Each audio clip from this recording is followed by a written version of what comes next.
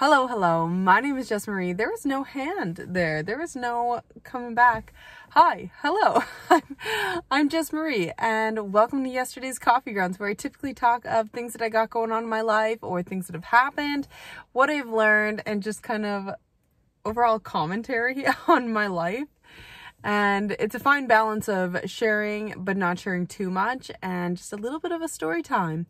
I think storytelling is one of lost arts that we're trying to get back. It's not a lost art, but the communities that we live in, we don't tell stories the same way that we used to. How we typically conversate is, did you watch a hockey game? It's playoffs right now. Did you watch a hockey game? Hey, Jess, do you ever just wake up in the morning and then spend $300 online shopping? And it's like, absolutely not. No. But is that a thing people do? I guess so. And then then I start to think about that. And I have a few people in my life who they know how to tell a story, and they know how to get the brain thinking in a way that is intellectual and meaningful in my life. And I am slowly practicing this, and I want to practice it more. And the best way to do that is to surround yourself with people who are also storytellers. And more so, for a long, long time, I was a journal writer, and I would write stories in my journal. I would write poetry and write just amazing, almost a little bit too psychedelic at times, words on paper. Essentially, it wasn't always poetic, and it didn't always make sense. But if you know someone like, what's his name? Is it Ginsberg? Allen Ginsberg? Someone like him who wrote The Howl, and it's just like amazing stuff like that, where it's just almost like it doesn't make sense, but it does. And yeah. I think I want to do more of that. I want to be an art freak again, and I actually lost that just after COVID. I was an art freak for a long time. I was a psychedelic freak for a long time, and I just kind of lost that post-COVID because I was almost burnt out from a sense. And I also was drinking super early in the morning. One thing about me is I have struggled with addiction in my life, and then I had my son not too long after. But yeah, I remember when I had my art shack, and there was a shed in the backyard, and I would go every morning, have my cup of coffee, have a toke, start painting, listen to podcasts, and my brain was taking in information at such a rapid pace.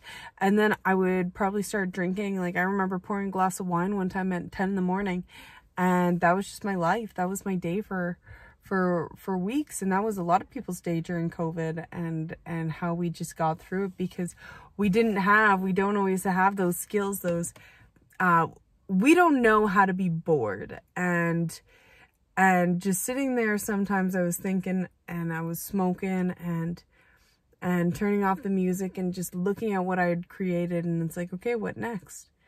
And then I'd start something else, and I'd have 15 things on the go, and just go and go and go. And that part of me is still there, but I haven't seen that person in a long time. And I got very bitter for a long time as well. And recently in my life, I have introduced prayer into my life, and giving thanks and being grateful on a daily basis. And it is fucking hard, can I just tell you, to be in prayer throughout the day. And one way that God shows me that he's there and that he's listening is I lose my glasses every single day, or my keys, and I'm like, Lord, please, I'm asking you, may you please, I need to go somewhere, may you please help me find my glasses.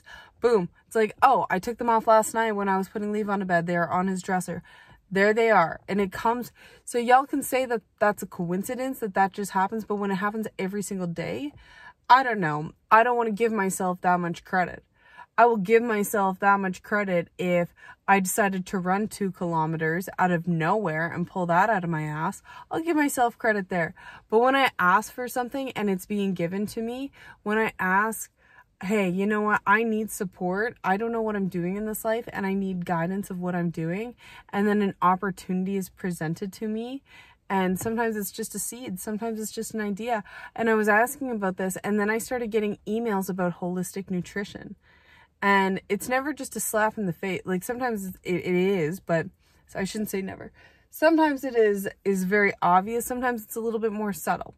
And I've been getting into conversations with people about seeds and herbalism and and things like this are coming into my path because I'm praying about it. And some people, oh my gosh, this gentleman, he's gonna see what I'm doing. This guy is actually, he likes to really creep.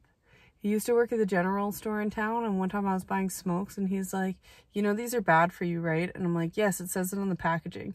And he's like, yeah, I used to smoke, but I don't do that anymore. And pretty girls like you shouldn't smoke. I'm like, what? Because I'm pretty, I'm not allowed to smoke a cigarette?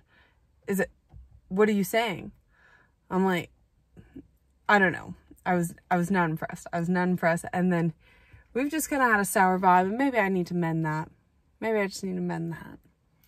And yeah, so I have been praying a lot, and maybe I'll just send a little prayer to this gentleman that, Lord, you know what, maybe present an opportunity for me and this man to cross paths and to be in a conversation, and put me in a moment where I have my son, I have my puppy, and it is high intensity because there's high energies around, and allow me to have that calmness and that collection to be able to conversate with this man. And I asked that wherever he's going, that he keeps walking, and he walks every day, and may his body be strong this way and keep strong, and may he have the foods that he needs to nourish his body and his soul and his spirit. Amen. So something as simple as that, it doesn't have to be complex. You don't have to really know how to pray, and it takes a long time actually to know how to pray. And I think it's easy actually to start by giving thanks every day, and giving thanks, like, thank you for letting me wake up this morning. Thank you that I woke up and I start the day, and may it be a good day. May my coffee taste like magic. May it not just taste like coffee. May I not just have coffee to just have coffee. May I actually enjoy what I'm doing, and not just do it because it's habitual. May I get into this routine, and starting that day with that awareness. And I think that's a big thing as well. It's just having that awareness, and thanking, like myself, just giving thanks for people who I have in my life who sometimes I take for granted. Like my mom lives very close to me. She lives directly above me. My dad, my mother-in-law lives in town. My sister-in-law, a lot of my family live in town, and I never want to take that for granted. And not saying our relationships have been sour, but sometimes it's like, okay, I don't see you enough, or I see you too much, and that's a good thing, right?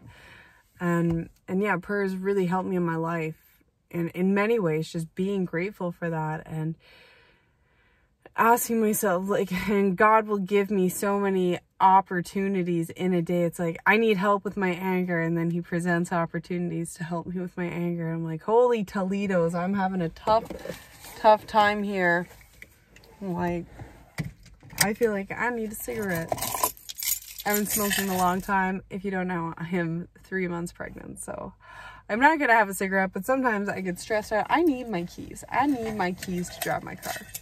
But prayer has changed my life in such a significant way, and I hope maybe this video, if you made it this far, that just a little bit of encouragement that it's I actually probably only spend a total of like 8 minutes a day praying and just being in that conscious thought, and I challenge you to do that as well. So, not to tell you what to do, but I hope you have a wonderful day wherever you are in the world. And if no one's told you today, I love you. And I hope that love radiates through your body and you can transfer that love to somebody else. Okay, bye.